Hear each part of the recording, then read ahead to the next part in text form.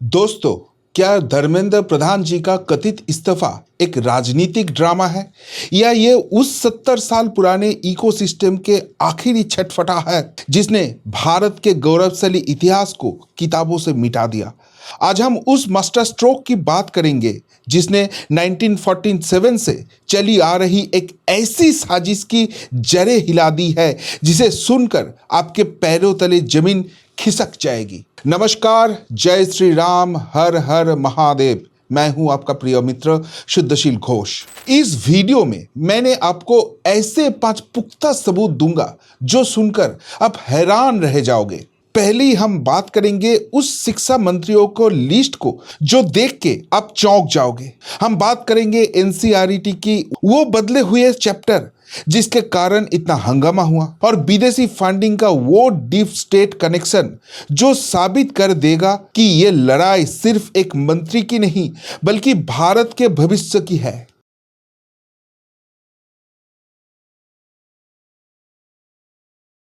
हम पहली बात करेंगे भारत के एजुकेशन मिनिस्टर्स का लिस्ट का।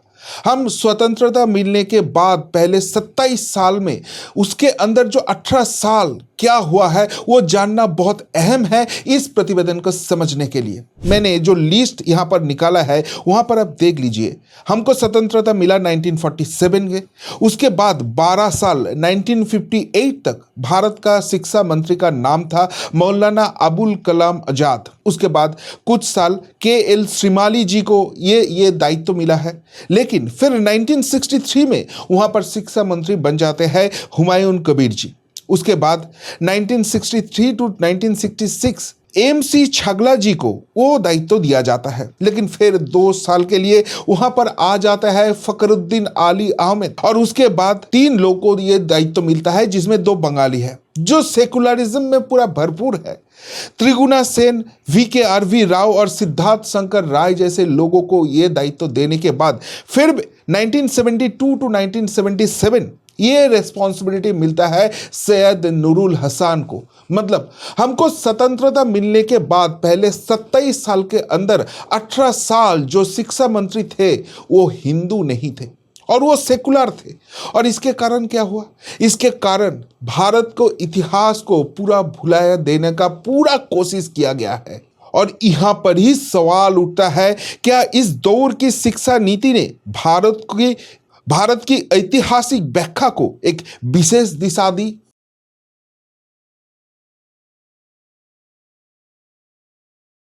ये सवाल इसलिए उठ रहा है क्योंकि देखिए, इस टाइम जो शिक्षा नीति बना है उसके कारण हमारे बच्चों को क्या पढ़ाया जाता है? मुगल जो है वो बहुत ही फ्रेंडली है, वो बहुत ही सेकुलरिज्म किस्म का है। लेकिन जो असली हिस्ट्री है जहां पर मुगल भयंकर अत्याचारी है, हिंदू के ऊपर भयंकर अत्याचार किया था, उनके मंदिरों पर हमला हुआ था, हिंदू महिलाओं के ऊपर बलात्कार हुआ था। और ये जो मुगल था उसका कुछ लोगों का ओपन स्टेटमेंट हुआ करते थे कि यहां पर हिंदू को अगर प्यार से समझा के मुस्लिम किया जा सकता है तो अच्छे है, नहीं है तो उसके ऊपर ऐसे भारी मात्रा में अत्याचार करो कि वो अपना धर्म छोड़ने के लिए मजबूर हो जाए। और इसी कारण यहाँ पर इस्लामिक धर्म का जो विस्तार हुआ वो इसी टाइम हुआ है। लेकिन हम क्या देखते हैं, ये एनसीईआरटी का जो इतिहास का चैप्टर है वहां पर 1000 से भी ऊपर का पेजेस ये मुगल कितना अच्छे थे वो समझाने के लिए इस्तेमाल किया जाता है। लेकिन हमारे यहाँ पर जो चोला साम्राज्य हुआ करते थे जो 1500 साल लगभग यहाँ पर राज किया है उसके लिए बस 5 पेजेस का ही हिस्ट्री बुलाया जाता है। मतलब बाकी दूसरा कुछ है ही नहीं था। यहाँ पर बंगाल में जो सेन एम्पायर था उसको कुछ जिक्र नहीं होता है। यहाँ पर मराठा साम्राज्य जो पूरा भारत को हिंदू एकता में बंधन में लेके आ गया था वो इतना ज्यादा इंपॉर्टेंस नहीं दिया जाता है। यहाँ पर जो हमारा स्वतंत्र संग्रामी हुआ करते थे उसको टेररिस्ट बताया जाता है और जो इस टाइम अंग्रेजों का ब्रिटिशों का चपलूसी करते थे उनको महान बताया जाता है। तो ये तो एक बहुत ही सोचे समझे इकोसिस्टम खड़ा किया गया है जहां पर भारत का असली हिस्ट्री जो है वो छुपा के जो भारत के ऊपर अत्याचार किया है उसको महिमा मुहिम बनाने का कोशिश किया जा रहा था। और इसलिए यहां से ही सबसे बड़ा सवाल शुरू हो जाता है।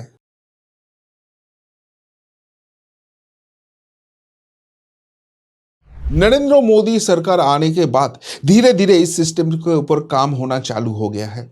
यहाँ पर भारत का जो शिक्षा नीति है उसका पूरा संस्कार करना बहुत ही इंपॉर्टेंट है, ये सरकार को लगने लगा है। भारत का जो असली कारीगर है, भारत का जो एकता है, भारत जहां से जड़ से जुड़ते हैं, वो सारे सच अभी सामने आने का टाइम आ गया है। ब्रिटिश ने जो डिफाइन कर गए थे और उसके बाद सेकुलरिज्म के नाम में जो गलत इतिहास हमको पढ़ाया जा रहा था उसको हटाने का पूरा प्लानिंग होता है और पूरा शिक्षा नीति को यहां पर चेंज करने का टाइम आ जाता है।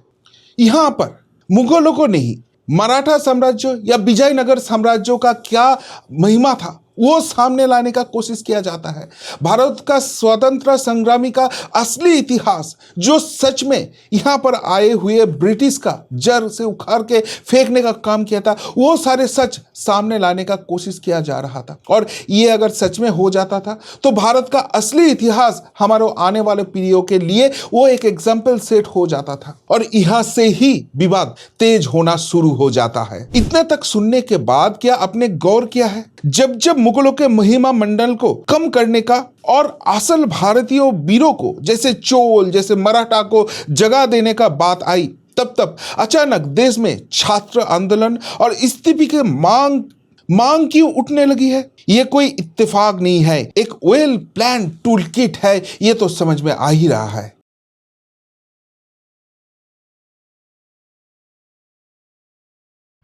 और यहां पर सबसे खास बात देख लीजिए, ये नीट पेपर लीक को लेकर बहुत दिन से सवाल उठ रहा था, लेकिन जब बंगाल में इसका जो आखिरी किला था वो भी ध्वस्त हो जाता है, जो ये एजुकेशन पॉलिसी चेंज करने के लिए सबसे ज्यादा दिक्कतें बना रहे थे, वो ममता बनर्जी भी अभी पावर में नहीं रहता है, वहां पर भाजपा का गवर्नमेंट खड़ा हो जाता है, तभी यहां पर सबसे ज्यादा हंगामा होता है।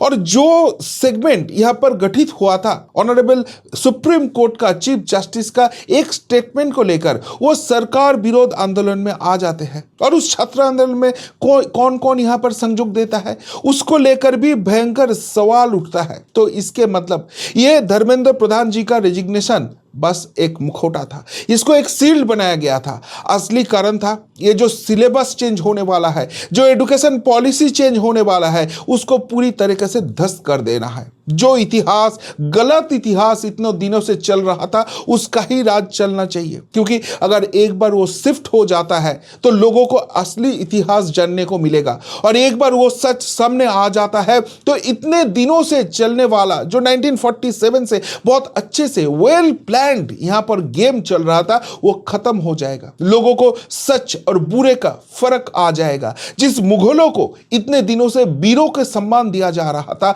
वहां पर लोगों के सामने असली पिक्चर आ जाएगा। लोगों को यह समझ में आ जाएगा यह सेकुलरिज्म बात जो बाद में हमारा संविधान में जबरदस्ती घुसाया गया है, उसके पीछे क्या गेम था, कौन सा वोट बैंक का पॉलिटिक्स था।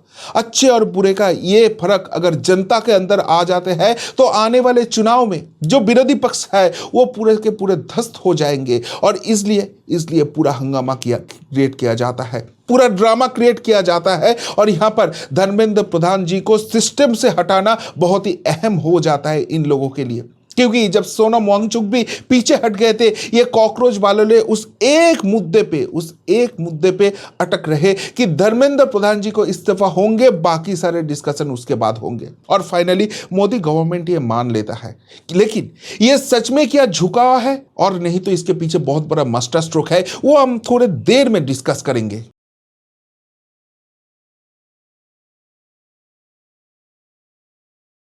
ये जो सो कॉल्ड जेनजी आंदोलन हुआ, ये जो सो कॉल्ड कॉकरोच वालों का आंदोलन हुआ और जिसके नाम में बहुत सारे हैरानी का कोशिश किया गया है, संसद भवन भी चलने नहीं दिया विपक्ष ने, तब नरेंद्र मोदी गवर्नमेंट ने बहुत शांति से पूरे प्रक्रिया को देखा। और सबसे बड़ी बात है यहां पर फाइनली इन लोगों का जो मांग था प्रधान का रेजिग्नेशन, धर्मेंद्र प्रधान जी को वो काम करने के लिए भी मजबूर किया जाता है। और फाइनली इन लोगों को लगता है कि इनकी जीत हासिल हो गया है, लेकिन सच में ऐसे नहीं है। क्योंकि धर्मेंद्र प्रधान जी जब रेजिग्नेशन देते हैं उसके बाद पूरे पार्टी उनके साथ ताकत के साथ पेश आते हैं और बोलते हैं कि हाँ, हम आपके साथ खड़े हैं। आपने जो काम किया है बहुत ही अच्छे काम किया है, क्योंकि धर्मेंद्र प्रधान जी जो काम कर रहे थे वो उनका पर्सनल एजेंडा नहीं था, ये पार्टी का सोच था, ये संघ परिवार का सोच था जिसका इंप्लीमेंटेशन वो कर रहे थे। और उससे भी इंपॉर्टेंट बात यह है कि धर्मेंद्र प्रधान जी को जब फिर संसद भवन में वो आते हैं तो पूरा उनका संसद मिलकर उसको वीरों के सम्मान देता है। तो उसका मतलब मैसेज बहुत ही लाउड और क्लियर हो जाता है कि हमको कई बड़े जंग जीतने के लिए हालांकि 2 कदम पीछे आना पड़ेगा, लेकिन वो पीछे हटना नहीं है, वो एक बड़े जाम के लिए तैयारी है और वही तैयारी अभी नरेंद्र मोदी गवर्नमेंट कर रहा है। और इसलिए पूरा जो अपोजिशन है वो अभी बहुत ही डरे हुए हैं। उन लोगों की समझ में आ रहा है कि गेम इतना सीधा नहीं होने वाला है और इस बार जो पलटवार होगा उसके सामने उनका कोई जवाब, कोई टैक्टिक्स नहीं काम करेगा। लेकिन असली ट्विस्ट ये नहीं है कि विपक्ष विरोध कर रहा है, असली ट्विस्ट ये है कि धर्मेंद्र प्रधान के पीछे हटना दरअसल मोदी शाह का एक बिछाया हुआ जाल हो सकता है। क्या हो अगर ये इस्तीफा एक ऐसी बड़ी कार्रवाई का बहाना है जो इस पूरे डीप स्टेट फंडिंग नेटवर्क को जड़ से खत्म करने वाली है। दिल्ली पुलिस के हालिया हलचल इसी तरफ इशारा कर रही है। और ऊपर से आप देख लीजिए, धर्मेंद्र प्रधान जी हट गए, लेकिन उससे भी कट्टर लोगों को अभी सामने लाने का प्रक्रिया चालू हो गया है।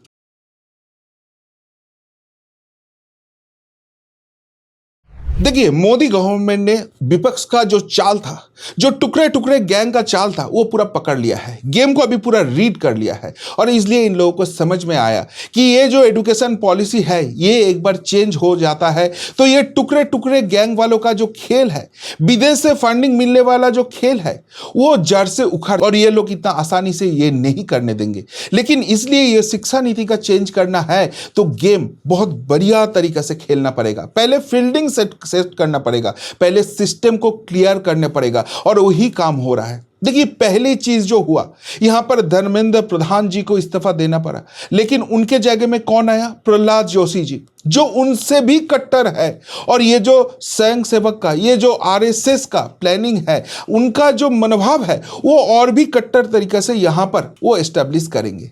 दूसरी बात देख लीजिए, ये जो आंदोलन के नाम में छेड़खानी करने का कोशिश किया है, उन लोगों के ऊपर कार्रवाई कंटिन्यू है। और वहां पर ये लोग जितना भी मांग कर ले, किसी के ऊपर नहीं चार्जेस लगाए सकते हैं। गवर्नमेंट ने ऑलरेडी 3000 के आजू बाजू दुष्कृति को यहां पर पहचान लिया है, जिसके साथ छात्र आंदोलन का कोई रिलेशन ही नहीं है, और उसके ऊपर कड़ी कार्रवाई किया जाएगा। और सबसे बड़ी बात है, विदेश से जो फंडिंग आ रहा है वो कहां से आया, कैसे इस्तेमाल हुआ, उसके हर एक का हिसाब लिया जाएगा। ऊपर से FCRA भी रह रहा है।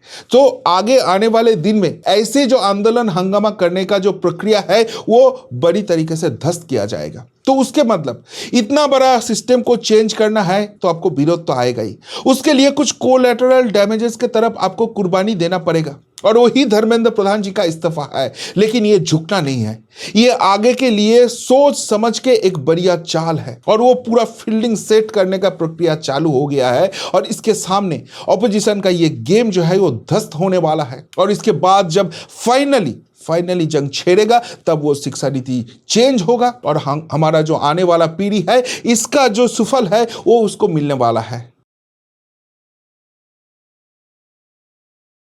सरकार तो अपना काम कर रहा है, लेकिन आज आपको फैसला लेना पड़ेगा। क्या आप चाहते हैं कि आपके बच्चे वही अधूरा इतिहास पढ़े जो पिछले 70 सालों से पढ़ाया जा रहा है, या आप उस बदलाव के साथ खड़े हैं जो भारत को उसकी असली पहचान दिला रहा है? अगर ये वाकई एक मास्टर स्ट्रोक है तो क्या हम इस वैचारिक युद्ध के लिए तैयार हैं? अपनी राय कमेंट्स में जरूर बताइए। क्या आप चाहते हो कि मैं इनमें से कोई एक सबूत को और विस्तार से समझाऊं? वो भी आप कमेंट बॉक्स में जरूर कमेंट करके बताइए। अभी के लिए इतना ही, फिर मिलता है बहुत जल्दी। नमस्कार, जय हिंद, वंदे मातरम।